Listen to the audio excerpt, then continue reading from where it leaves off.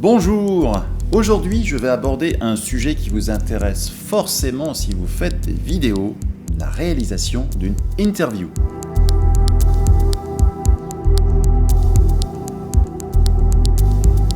Si pour certains d'entre vous, la présentation face caméra est acquise, il en va tout autrement quand il s'agit de faire intervenir un invité dans votre vidéo. Si vous avez déjà essayé cet exercice, je suis certain que vous avez un peu pataugé la première fois, non? Alors voyons tout de suite ce qu'il faut faire. Tous les journalistes vous le diront, il faut préparer votre interview, vos questions, et en connaître un maximum sur l'invité. Vous devez aussi déterminer un objectif éditorial, c'est-à-dire savoir dès le départ le sujet que vous allez aborder et l'angle sous lequel vous allez traiter ce sujet. Quant à vos questions, elles seront principalement ouvertes, c'est-à-dire que les réponses ne doivent pas se résumer à un oui ou non. Ce travail préparatoire est important car il permet de ne pas perdre la maîtrise de l'interview, surtout si votre invité est un expert habitué à l'exercice et qu'il est difficile à interrompre.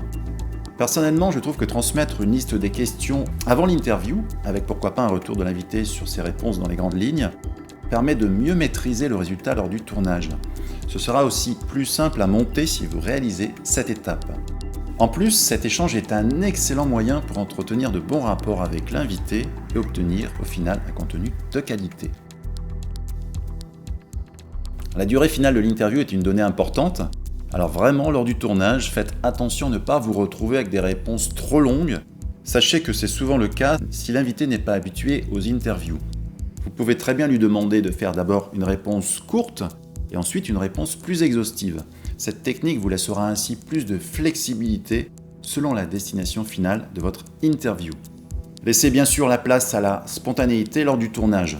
Même si votre interview a été soigneusement préparée, vous pouvez toujours recueillir des informations très importantes et nouvelles et aussi pertinentes, et celles-ci peuvent mettre en valeur vos propos et intéresser le public. La qualité du contenu doit bien sûr être votre priorité.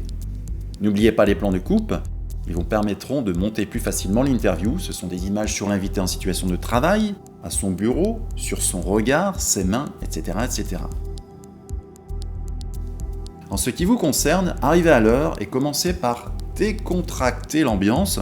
Je peux vous garantir que c'est souvent tendu, c'est la caméra qui stresse et ça, on n'y peut rien.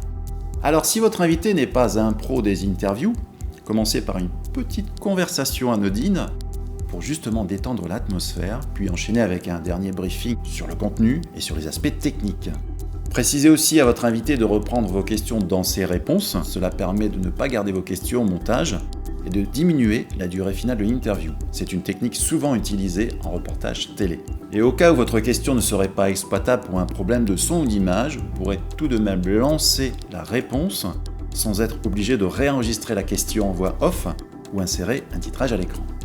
Bien sûr, n'oubliez pas le sourire. Essayez aussi d'avoir un rythme de parole pas trop rapide.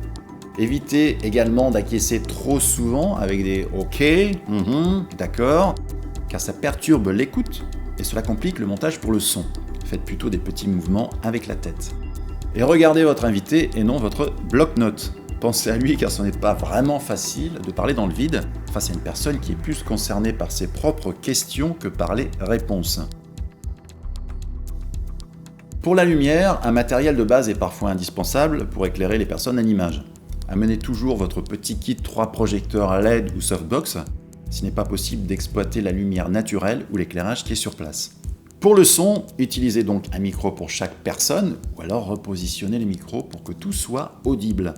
Je vois souvent des interviews avec un micro sur un invité et donc le micro se trouve trop loin pour capturer le son de l'intervieweur ou des autres invités. Bien évidemment, le public perd parfois le fil si on ne comprend pas tout. Pensez-y. Un conseil, installez et réglez tout votre matériel avant l'arrivée de votre invité, surtout si vous êtes seul. Vous serez ensuite concentré sur votre interview et non sur les aspects techniques. Et si vous avez un petit budget, pensez toujours à l'assistant, ça peut justement éviter les galères. Lors de la séance, une vérification technique des séquences enregistrées est toujours nécessaire. Un problème de son ou d'image peut rendre votre enregistrement inutilisable. Alors, vérifiez tout. Vous pouvez éviter l'étape du montage si tout est parfaitement calé à l'enregistrement. C'est rarement le cas, Croyez-moi, il est souvent nécessaire de couper certaines séquences ratées, refaire les niveaux sur les voix, placer les voix au centre, donc ne pas garder le gauche-droite si vous avez deux micros, insérer une musique, quelques titrages et terminer par quelques fondus images, plus une insertion de votre logo. Comme vous pouvez vous en rendre compte, la clé du succès pour une interview réussie, c'est la préparation, l'anticipation et la réactivité. Même si l'exercice peut paraître assez compliqué au premier abord, la pratique régulière, comme pour toute activité, vous apportera les bons réflexes et vous pourrez très vite postuler au concours du meilleur intervieweur de l'année. Et vous, comment avez-vous vécu votre première expérience ? Quelles ont été vos principales erreurs ? N'hésitez pas à me laisser vos impressions dans les commentaires. N'oubliez pas le petit clic si vous aimez cette vidéo et abonnez-vous. À très bientôt.